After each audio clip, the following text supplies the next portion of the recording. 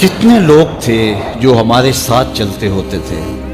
آپ ذرا اپنے ذہن پہ زور دیں.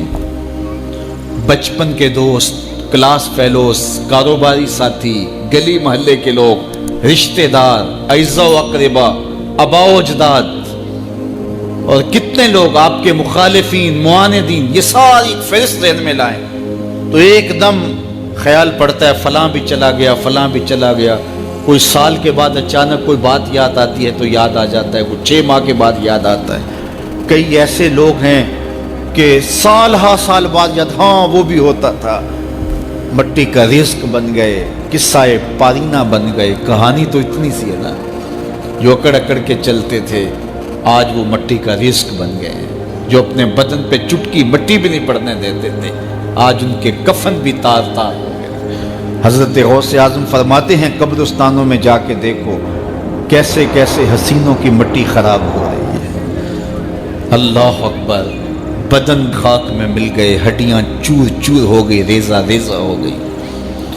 قبروں کے نشان بھی مٹ گئے، کتبے بھی ٹوٹ گئے. مٹ گیا مشتاق دل سے رنگے یاد رفتگاں. پھول مہنگے ہو گئے، قبریں پرانی. کون کسی کو یاد کرتا ہے؟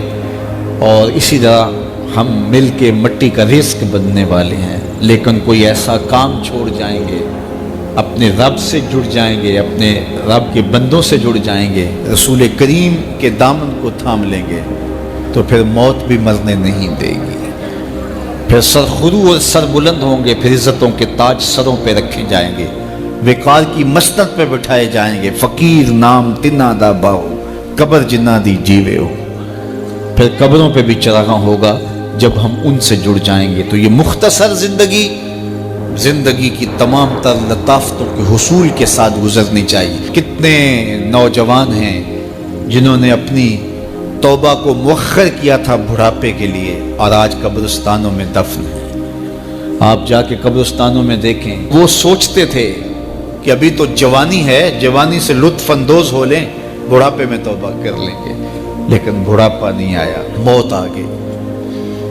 موت تو برحق ہے، یہ تو آ کے رہنی ہے، لیکن بڑھاپا لازمی نہیں ہے کہ ضروری آئے.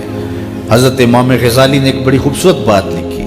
فرماتے ہیں معاشرے میں نظر دوڑا کے دیکھو، زیادہ بچے ہیں، زیادہ جوان ہیں یا زیادہ بوڑھے ہیں؟ تو کہا آپ کو بچے زیادہ ملیں گے. ہر گھر میں دیکھ لیجئے، بچے زیادہ ہوں گے، جوان ان سے کم ہوں گے، بوڑھے ان سے کم ہوں گے. تو اگر بوڑھے تھوڑے ہیں، جوان زیادہ ہیں، تو غزالی فرماتے ہیں پھر بات سیدھی سیدھی ہے، بڑھاپے تک کوئی کوئی پہنچتا ہے، زیادہ جوانی میں چلے جاتے ہیں. اور کہا کہ اگر جوانوں سے بچے بھی زیادہ ہیں تو پھر اس کا مطلب بھی سیدھا سیدھا ہے کہ جوانی تک سارے نہیں پہنچتے، بہت بچپن میں چلے جاتے ہیں. غرہ کس پہ، ناز کس پہ، غرور کس پہ، تکبر کس پہ؟ تو یہ مختصر زندگی جو اللہ کی امانت ہے، اس کو اللہ کے نام پہ گزارو. جو بیت گئی وہ بیت گئی، وہ تو منہا ہو گئی زندگی سے. وہ مجھے رات سے کچھ لوگ میسج بھیج رہے ہیں، آپ کا پیدائش کا دن ہے، مبارک ہو، اللہ سب کو جزا دے. لیکن میں آج اپنی چھوٹی بیٹی کو بھی کہہ رہا تھا، وہ مجھے بولی کہ ابو آپ کو مبارک ہو. تو میں نے کہا کہ آپ ہاتھ اٹھا کے اللہ کی بارگاہ میں دعا کرو کہ اللہ آپ کے باپ کے 46 سال کے گناہ معاف کر دے.